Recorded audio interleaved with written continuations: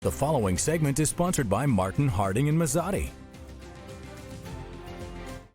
Nearly a year into the pandemic, life, of course, has changed for Americans in countless ways. However, a vaccine on the horizon offers the promise of a new normal, including renewed access to travel. Here to help examine talks of a vaccine passport is managing partner Paul Harding from the law firm of Martin, Harding, and Mazzotti. Welcome back, all. Happy New Year. Happy New Year. So, yeah, we'll jump right into it. What exactly is a vaccine passport?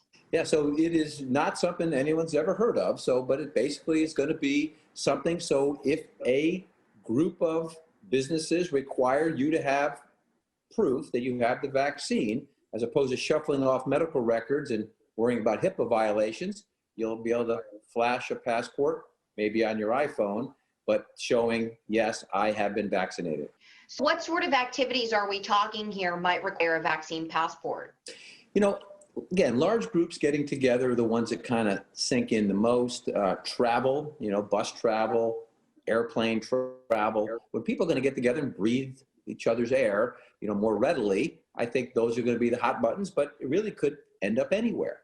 You meant possibly something that you flash, on your phone. What are we thinking this passport is going to look like exactly? You can imagine like a QR code. You go to scan your stuff at the grocery store and you kind of hold the product so it kind of is interpreted by the reader. It'd be that kind of a thing. So you'd kind of walk in, hold up your iPhone or whatever device you have, or even a piece of paper with a QR code on it. They could read it, and that would show your picture, would show the vaccine. That's what we envision. But again, this is all new and breaking conversations. What about our viewers who don't want to get vaccinated? Don't they have a right to travel without, being discriminated against?